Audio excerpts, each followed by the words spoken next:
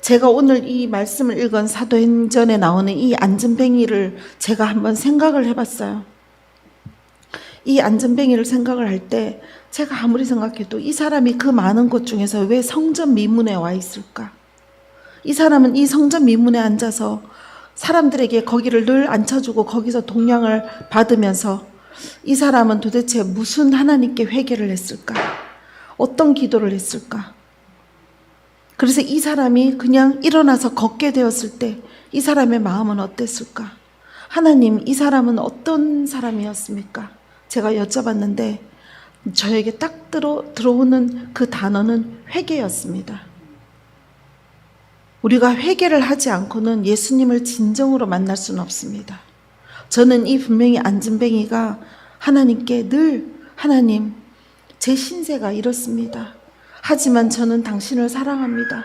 저에게 기적을 이루어 주세요라고 아마 하나님한테 기도하지 않았을까? 그런 생각이 듭니다. 우리도 지금 몸이 아프거나 정말 안전뱅이거나 정말 아니면 귀가 막혔거나 아니면 머리가 깨질 듯이 아프거나 아니면 재물 때문에 이 재정 때문에 정말 숨 막히는 어떤 순간 가운데 있는 모든 여러분들은 육적으로 보이는 어떤 육적인 아픔과 질병과 우리가 다른 재물과 그 모든 것들에 다 모두 똑같이 하나님 보시기에는 삐걱거리는 상황이거든요. 근데 우리가 이런 상황 가운데서 정말 이 순간을 돌파해서 나아갈 수 있는 것은 주님 무엇입니까? 라고 여쭤봤을 때 주님께서는 저한테 회개하라, 천국이 가까이 왔다라고 하셨어요. 우리가 회개하지 않으면 하나님을 만날 수가 없는 거예요. 우리가 회개했을 때 우리가 이루고자 하는 그 이룸을 이룰 수 있는 거예요. 우리가 또 회개했을 때 정말 진정된 예수님을 우리가 만날 수 있는 거거든요. 그래서 저도 오늘 생각하면 제가 한 1년 넘게 하나님한테 기도를 한 열흘 정도 회개 기도했을 때 더 이상 회개할 게 없는데 뭘 또 회개를 하라 하시지? 맨날 저한테 몇 년 전에 회개하라. 그럼 다 한 것 같은데 뭘 또 회개해야 되지? 그러면서 앉아있으면 또 생각이 떠올라서 또 회개하고 그러다 보니까 결국은 제가 우리 주 예수 그리스도를 제 눈앞에서 만나게 되는 그런 일을 겪었거든요. 그러니까 우리가 언제까지 회개해야 돼요? 나는 이제 회개는 지겨워서 하기 싫어요. 괜찮습니다. 그거는 본인 몫입니다. 하지만 우리가 이번에 이 집회를 위해서 뿐만이 아니지만 여러분들이 진정된 새로 거듭난 자로 정말 하나님의 기적을 내 일상 가운데 그 기적이 영적인 것이 됐던 그 기적이 물리적인 것이 됐던 아니면 여러분들의 어떤 재정적인 것이 됐던 치유가 됐던 여러분들이 진정된 기적을 만나기 위해서는 그 기적을 만드시는 하나님을 찬양하고 그분 앞에서 우리가 처리되지 못했던 그 회개를 해야 되지 않을까 하는 게 제 오늘 여러분께 드리는 말씀입니다. 네. 왜냐하면 우리는 늘 하나님을 찬양하고 하나님께 예배할 때 우리가 원하는 것을 계속 기도하면서 그 원하는 것 안에서 우리가 그 하나님을 더 구하기보다 그 원하는 것을 더 기도하게 되거든요. 그리고 그 일이 일어나지 않으면 또 이상해지는 거예요. 하나님, 내가 이렇게 기도했는데 왜 이 일은 일어나지 않죠? 저도 한 4년 전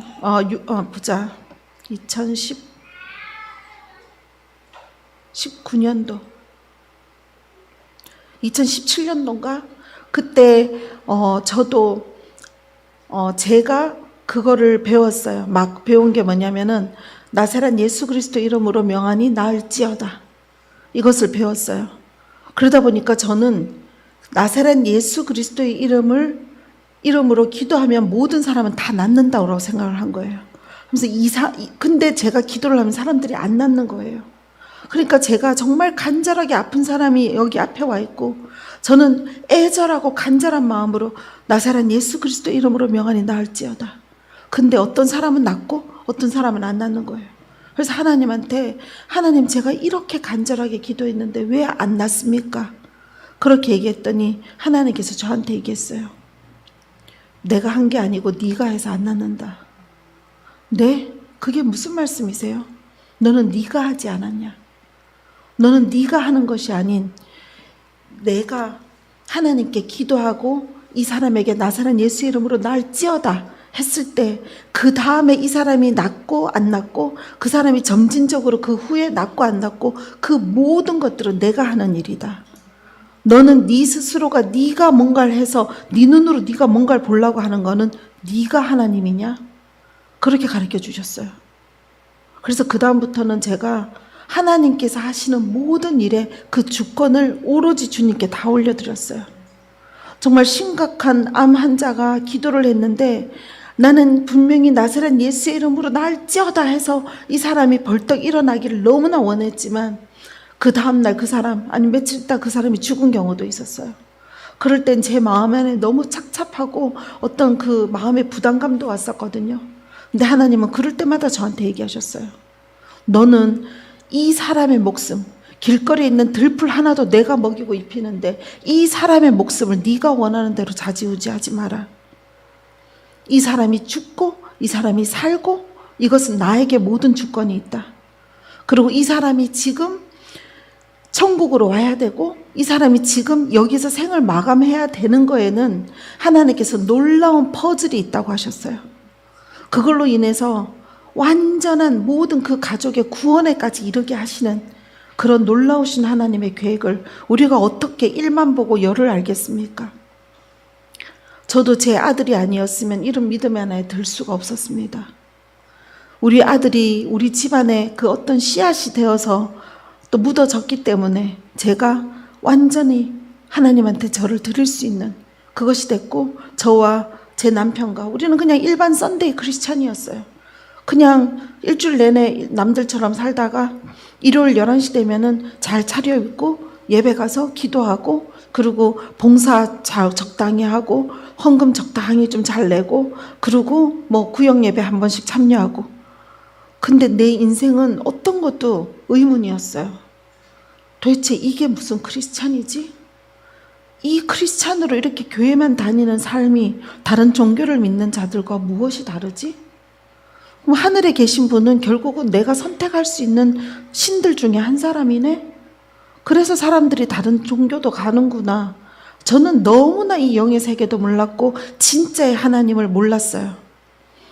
근데 제가 진짜의 하나님, 나를 완전히 내어드리고 1년을 넘도록 하나님께 무릎 꿇고 회개와 회개와 회개, 나의 이 불순종, 이 모든 이 속에 들어있는 이 쓰레기들을 하나님한테 끊임없이 다 내어져서 내가 비워지고 나니까 하나님께서 우리에게 무엇을 원하시며 그분에게 어떻게 온전한 예배를 드리는 것을 그분이 원하시는지를 알게 된 거예요. 근데 우리는 대부분이 자기가 원하는 것 앞에 그걸 무릎 앞에다 놓고 하나님께 기도하는 거예요. 승진과 재물과 또 어떤 돌파와 아니면 치유와 이 모든 것들을 옛날에 삼신 할머니한테 물 떠도 놓듯이 그 그릇 앞에 제목처럼 딱 적어서 올려놓고 그때부터 기도하기 시작하는 거예요. 그게 무당이 기도하는 것과 불자들이 가서 기도하는 것과 무엇이 다릅니까? 그죠? 아무것도 다를 게 없어요. 완전히 우리는 그냥 뭔가 문지르면 나오는 마술사들한테 기도하듯이 그 똑같은 마음이잖아요. 하나님은 만월의 여김을 받으시지 않는 분인데 우리 마음대로 다 원망하고 엊그저께 여기 라미네즈 목사님이 얘기하듯이 정말 크리스찬이 정말 희한한 거는 자기를 그렇게 힘들게 하고 공경에 빠뜨리고 아프게 만든 사탄은 단 한 번도 이 사탄들 가만 두고 봐라 이렇게 사탄한테는 원망을 아무도 안 하고 하나님 어떻게 나한테 이럴 수 있어요? 하나님만 원망한다는 거예요, 사람들이. 그렇지 않습니까? 저도 그 말 듣기 전까지는 그 부분을 깨닫지 못했었어요. 근데 뭔가 우리가 잘못만 되면 우리 눈에는 잘못되는 거지만 하나님 눈엔 그게 또 잘 되는 어떤 밑거름이 되는 건데 조금 우리가 원하는 데서 조금만 벗어나면 어떻게 이럴 수 있어요? 하나님 어떻게 제가 어떻게 기도하고 내가 교회 가서 봉사를 몇 년 했는데 어떻게 이럴 수 있어요? 이렇게 된단 말이죠. 그러니까 우리가 우리의 의를 쌓는 것은 결국 우리의 교만의 척도를 쌓는 거하고 똑같더라고요. 네. 저는 이 교회가 엄청나게 큰 교회에서 500명이 넘는 교회를 10년을 넘게 다니면서 3년을 넘게 그 교회를 매주 토요일마다 의자부터 바닥까지 다 청소하는데, 그 교회를 청소하는 시간만 토요일날 한 5시간 정도씩 걸렸어요. 너무나 의자도 많고 바닥 다 청소하고, 그걸 내가 우리 애들을 데리고 가가지고 막 같이 청소를 했었거든요. 그리고 청소하다 말고 또 막 이 마음이 뜨거워지면 또 가서 또 막, 제가 어릴 때 피아노를 좀 배웠어가지고 피아노 치면서 막 찬양하고, 그리고 막 아이들 모아놓고 아이들한테 짧은 영어들도 가르치고 막 그렇게 했기 때문에 나한테 무슨 일이 딱 생기니까 그냥 내 눈에 딱 떠오르는 게, 하나님 저한테 왜 이러세요? 너무 놀라서 묻는 그거밖에 안 나오는 거예요. 내가 뭘 그렇게 잘못했어요? 제가 사람을 죽여봤어요. 사기를 쳐봤어요. 왜 저한테 이러시는 거예요? 뭐 때문에 이 일을 허락하시는 거예요? 근데 돌아온 답은 책 한 권이었어요. 그래서 그 책을, 제가 요즘에 맨날 여러분들한테 책을 얘기하게 되는데, 그 책 이름이 하늘에 속한 사람이에요. 지금은 우리나라에 절판되고 없더라고요. 그 윈 형제, 중국의 윈 형제가 쓴 건데, 그 책을 제가 하나님을 그 전에 그렇게 종교인으로 제가 믿다가 그 책을 보면서 그 한 장 한 장을 넘기면서 새벽 2시에 애는 자니까 이 후라시, 집에 있는 후라시로 내가 키워서 책을 읽으면서 한 줄 읽고 무릎 꿇고 기도하고 한 줄 읽고 무릎 꿇고 기도하면서 울면서, 저는 이 성경의 하나님보다, 왜냐하면 저는 하나님을 그때 잘 안 믿고 있었어요. 그냥 종교인으로 살았기 때문에 하나님은 그냥 하늘에 계신 어떤 신이었지 저한테 어떤 인격적인 분이 아니셨거든요. 그러다 보니까 우리 목사님이 나한테 내가 너무 힘든 일을 당했을 때 이 성경책을 주셨으면 제가 안 읽었을 수도 있어요. 그러니까 하나님이 그 책을 주셨고, 그 책을 읽을 때 폭포수처럼 엄청난 그 성령 세례가 저한테 부어진 거예요. 그래서 혼자 책을 읽다 말고 쓰러져서 압도되는 그 성령님의 완전히 불타기도 하고, 그러면서 이제 제가 성령 세례를 받으면서 얼마나 그 악한 상황 가운데 그 윈 형제가 중국 공안 당국들한테 그 쫓기면서 가면서 그 산에 가시밭길에 맨발로 뛰어갈 때 뒤에서는 공안 당국들이 쫓아오고, 그 큰 반딧불들이 나타나서 그 발 앞을 비추면서 그 산으로 도망가는 그것과, 비자가 없어서 미얀마로 숨어 들어가야 되는데 그 모든 사람들의 눈을 다 숨겨가지고 눈을 다 닫게 하셔서 사람들이 있는데도 불구하고 이 사람을 잠시 그냥 공항을 다 통과하게 만들어서 다른 나라로 들어가시게 하고, 그 책을 읽으면서 저는 완전히 제 인생이 바뀌어버린 거예요. 하나님은 지금도 이 일을 하시는구나. 그냥 성경책 속에 있는 옛날에 구약시대 때 그런 하나님이 아니시구나. 홍해 바다를 가르고 그 구름 기둥으로 불기둥으로 인도하신 그분이 그때만의 어떤 책 속에 있는 분이 아니고, 지금 이 책이 바로 나온 지 얼마 안 됐는데 중국에서 이런 일을 하셨구나. 그러면서 진짜의 하나님을 저는 성령으로 알아가기 시작을 한 거예요. 그러면서 놀라운 제 머리의 두뇌가 완전히, 이 뇌가 다 깨어져서 벌어지는 느낌이 들기 시작하면서 그때부터 하나님과 제가 동행하기 시작을 한 거예요. 그래서 제가 이 순서가 뒤바뀌었는데, 제가 그렇게 하나님을 알게 되면서 믿기 시작하고, 그 다음에 제가 교회를 등록해서 다닌 교회를 그렇게 청소하면서 12년 동안을 그렇게 제가 크리스찬으로 살다가 영으로 하나님을 만난 게 이제 횟수로 이번 연도가 8년이 되는 그런 때가 된 거거든요. 그러면서 이제는 하나님이 어떤 분이라는 거를 완전히 알고 나니까 우리가 어떻게 해야지 진짜 하나님을 인격적으로 만날 수 있는지를 이제 알게 된 거예요. 그래서 여러분들에게 말씀드리는 거는, 물론 여러분들도 다 아시겠지만, 하나님을 집에서든 어디서든 완전히 나하고 사랑하는 그 한 분으로 만나지 않고는 여러분들의 일상이 완전히 어떤 기적 가운데 변할 수는 없습니다. 왜냐하면 그렇게 이 성경에서 운행하시던 하나님이 지금 이 공간 안에서도 운행하고 계십니다. 오늘도 이 공간 안에서 하나님은 기적을 일으키실 겁니다. 오늘도 이 공간 안에서 하나님은 인격적으로 여러분을 만나 주실 겁니다. 하나님은 너무나 사랑이신 분이십니다.